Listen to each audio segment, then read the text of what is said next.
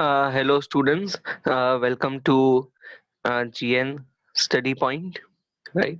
Uh, Accounts start करेंगे आज. Accounts 12th standard.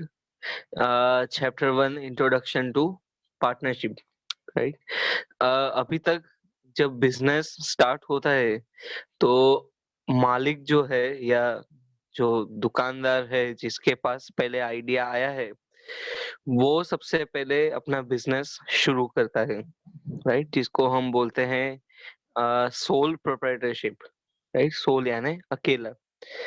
हो सकता है कि आगे चल के जब उसका बिजनेस काफी सेट हो जाए, 1 साल बाद 2 साल बाद, हो सकता है उसे और कैपिटल की जरूरत पड़े. राइट, और कैपिटल की अगर जरूरत पड़ी तो कहाँ से आएगा कैपिटल? अपने दोस्त को लेकर आया कि आओ साथ में दूसरी दुकान खोलते हैं. जब दो जन मिल जाते हैं तो बनती है पार्टनरशिप. राइट, तो चैप्टर इसी के बारे में ही है. इंट्रोडक्शन है पूरा. कुछ सम्स है. राइट, एग्जाम का वेटेज इस चैप्टर का 3 मार्क्स का है. राइट, हो सकता है एक एमसीक्यू भी आ जाए, एक 1 मार्क का क्वेश्चन भी आ जाए, लेकिन 3 मार्क का एक सम जरूर आता है. राइट, तो सबसे पहले डेफिनेशन पार्टनरशिप की देखेंगे. राइट, पार्टनरशिप जैसी डेफिनेशन यहाँ लिखी हुई है बिल्कुल वैसी की वैसी ही लिखनी है. सेक्शन 4 है इंडियन पार्टनरशिप एक्ट, ठीक है, ऑफ 1932 है, काफी पुराना ये. पार्टनरशिप को ये डिफाइन करता है. लिखा है partnership is the relation between the persons who have agreed to share the profit of a business. Right, partnership कुछ लोगों के बीच में एक रिलेशन है. रिलेशन कब होगा? जब उनके बीच में एक अग्रीमेंट होगा, और वो अग्रीमेंट रिटन भी हो सकता है, ओरल भी हो सकता है. राइट, उस अग्रीमेंट के हिसाब से उन्होंने प्रॉफिट, राइट, शेयर करने का सोचा है. और सिर्फ प्रॉफिट ही नहीं, लॉस भी शेयर करेंगे. Business carried on by all, वो सारे मिलकर उस बिजनेस को चलाएंगे. और any one of them acting for all. Right, या उनमें से कोई एक जन उस बिजनेस को चलाएगा. राइट, तो जो पर्सन्स जो ऐसी रिलेशनशिप में एंटर करते हैं उनको पार्टनर्स बोला जाता है. एंड कलेक्टिवली अ फर्म, ठीक है, मिला के उन सबको फर्म बोला जाता है, दुकान बोला जाता है. ठीक है, तो इससे राइट, पार्टनरशिप जो है, पार्टनरशिप फर्म इसीलिए इसको बोलते हैं, और वो लीगल बिजनेस होता है. ठीक है, अब लीगल बिजनेस, अब इसकी कुछ कैरेक्टरिस्टिक्स भी है. Creation bye contract. राइट, जैसे ऊपर हमने पढ़ा कि एक रिलेशनशिप है तो अग्रीमेंट जो है वो रिटन भी हो सकता है, ओरल भी हो सकता है, लेकिन रिटर्न फॉर्म जो है वो डिजायरेबल है. राइट, और एडवाइजेबल भी है कि आगे चल के अगर कुछ मतभेद हो जाता है तो रिटर्न होना जरूरी है. बिजनेस का मेन एम होता है प्रॉफिट. ठीक है, अब जो पार्टनरशिप फर्म है वो आती एग्जिस्टेंस में इसीलिए ताकि वो प्रॉफिट कमा सके और प्रॉफिट बांट सके. ठीक है, और सिर्फ प्रॉफिट ही नहीं, द डिस्ट्रीब्यूशन ऑफ प्रॉफिट और लॉस, ठीक है, वो भी प्री डिटरमाइंड, पहले से ही डिसाइडेड प्रोपोर्शन में होता है. राइट, अगर कोई प्रोविजन ना हो तो according to Indian Partnership Act profit और लॉस जो है वो इक्वली डिस्ट्रीब्यूट होगा. राइट, नो इक्वल प्रोपोर्शन अगर कोई प्रोविजन ना हो तो, अगर कोई प्रावधान ना हो. बिजनेस जो है वो लीगल होना चाहिए. इलीगल बिजनेस जो है वो पार्टनरशिप उसको नहीं कहा जाएगा. हर एक पार्टनर एक दूसरे का एजेंट होता है.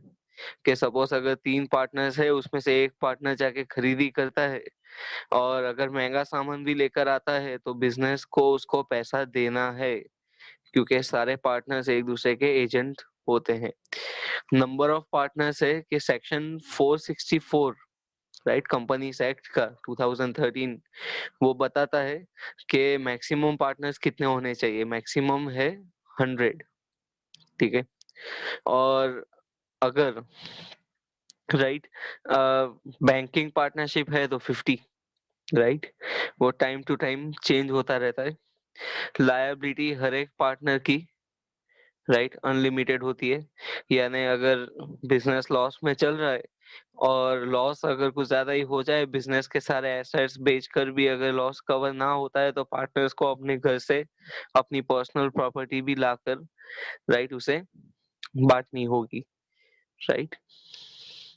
ओनरशिप और मैनेजमेंट पार्टनर्स की रहेगी, ठीक है। जो अग्रीमेंट है उसे बोलते हैं पार्टनरशिप डीड, ठीक है।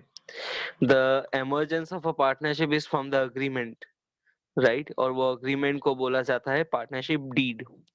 पार्टनरशिप डीड में ये सारी चीजें होती है, सारे डिटेल्स के पार्टनर्स के डिटेल्स, ठीक है।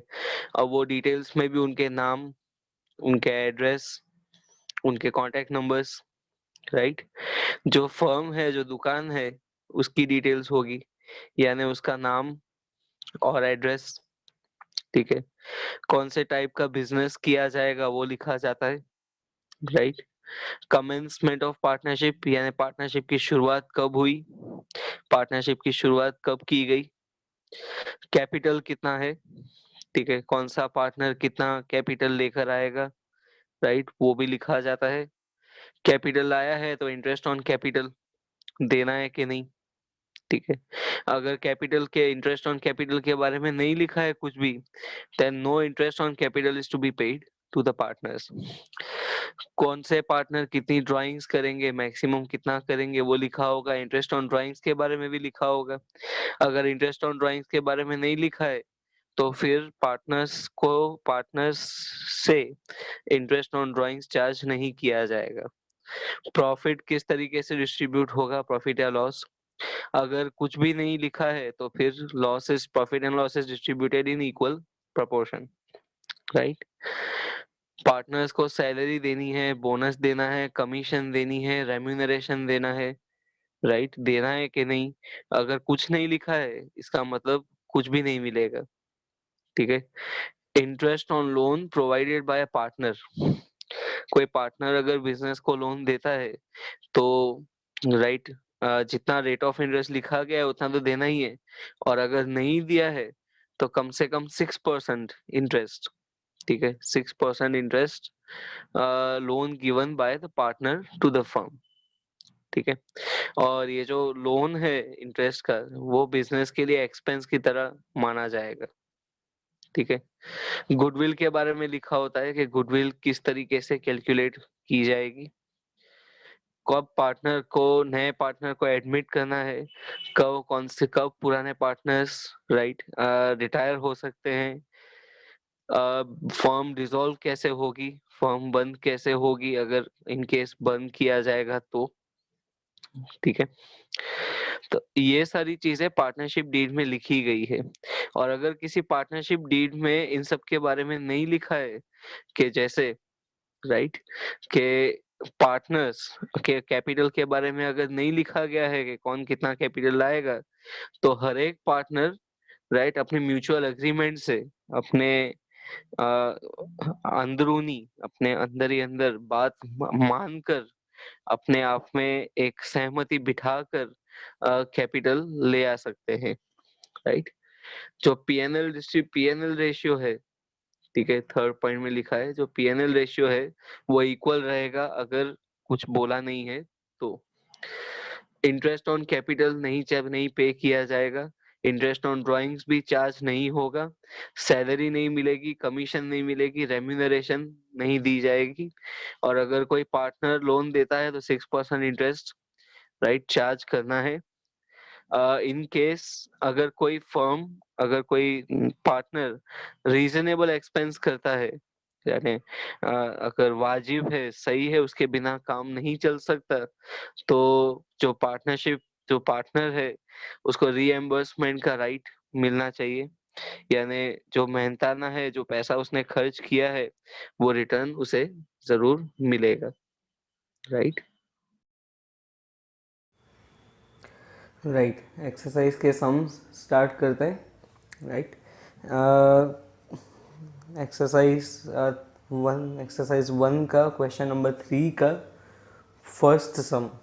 राइट, क्वेश्चन है partner withdraws identical amount at the end of each month. Right, इसमें टाइम पीरियड काफ़ी इम्पोर्टेंट है. अगर इन द बिगिनिंग है, राइट, इन द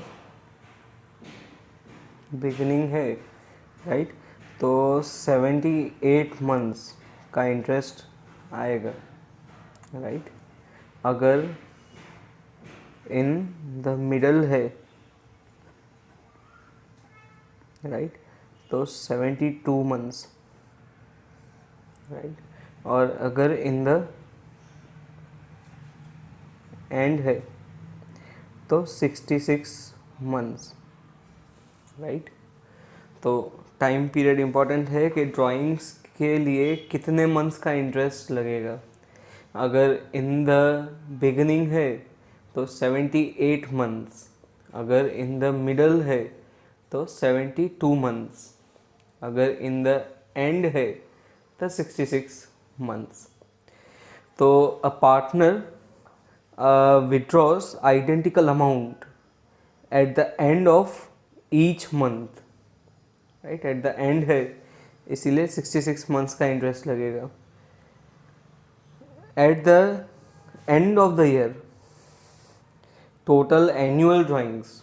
राइट, ये है, करते हैं.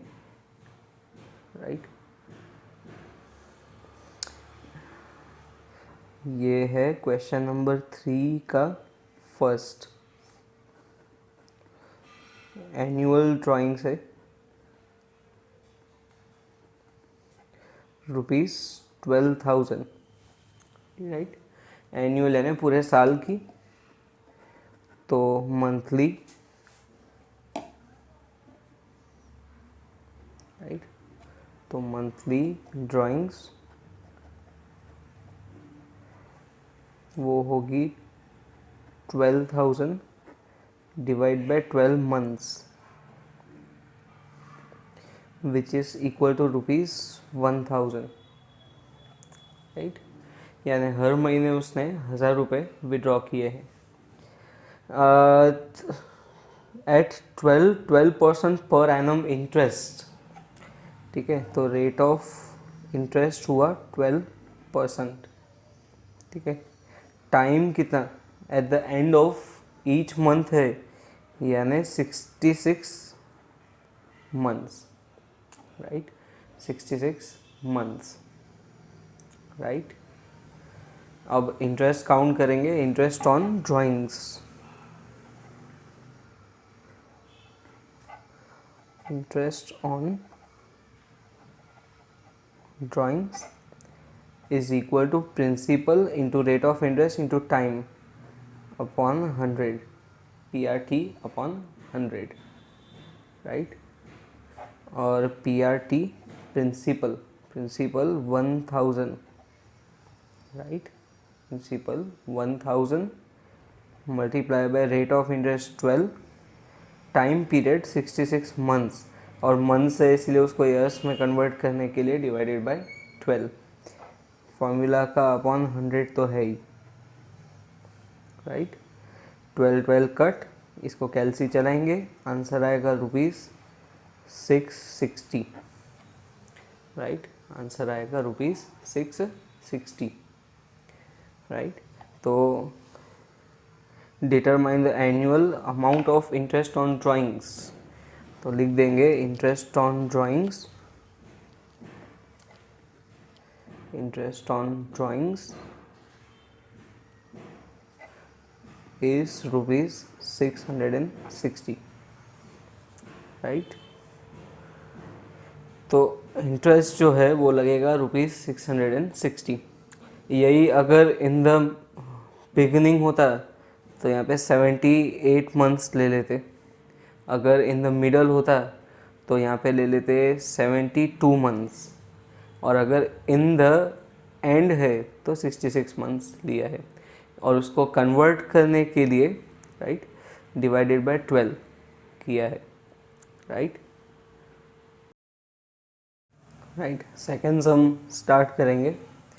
Amrita and Divya right are partners of a firm. तो ये हुआ सेकेंड सम। दो पार्टनर्स है, अमृता और दिव्या।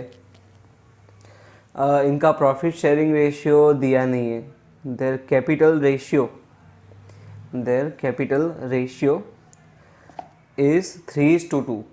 अब कैपिटल रेशियो की तो हमको कुछ काम होता नहीं, हमको तो P&L रेशियो चाहिए, profit and loss sharing ratio, वो दिया नहीं है, तो हम ले लेंगे इक्वल, दोनों का 1:1, ठीक है। Profit and loss sharing ratio, right. Amrita is to be paid 8% commission on net profit, right? Amruta is to be paid 8% commission after deducting such commission. ये वर्ड इंपॉर्टेंट है, 8%, ठीक है। कमीशन लिखा है आफ्टर डिडक्टिंग सच कमीशन। अगर after deducting such commission है, इसका मतलब अगर प्रॉफिट 108 रुपये होता है तो उसमें से 8 रुपये पहले उसकी कमीशन आएगी। पार्टनर्स को 100 रुपीज़ ही बचना चाहिए, right. After deducting such commission का मतलब ये।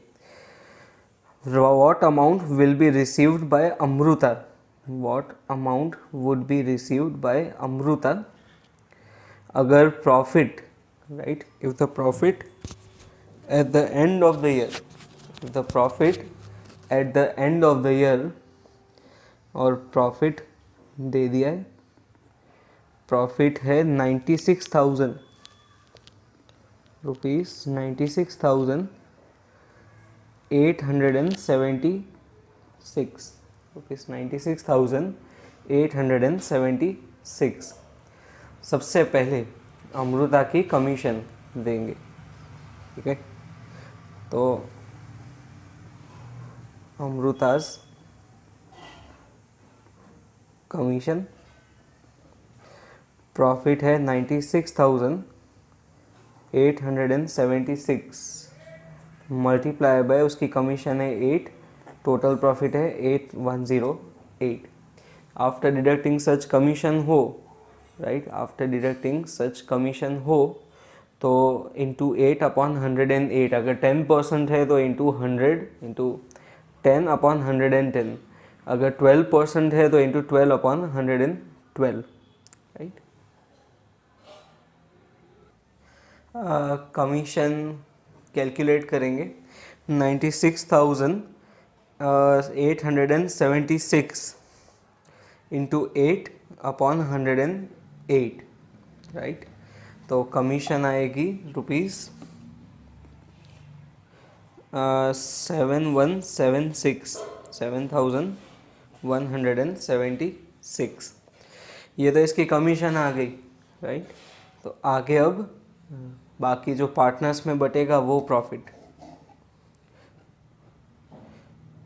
प्रॉफिट ऑफ पार्टनर्स,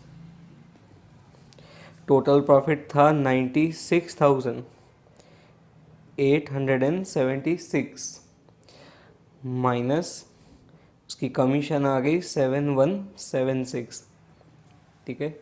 माइनस करके आएगा 96,876 माइनस 7,176 आएगा रुपीज़ 89,700, ठीक है। ये प्रॉफिट जो है वो पार्टनर्स अपने आप में बांट लेंगे। हमको सिर्फ अमृता का ही राइट हिसाब करना है, तो हम सिर्फ प्रॉफिट अमृता का फाइंड करेंगे। Profit share of Amrita, profit share of Amrita,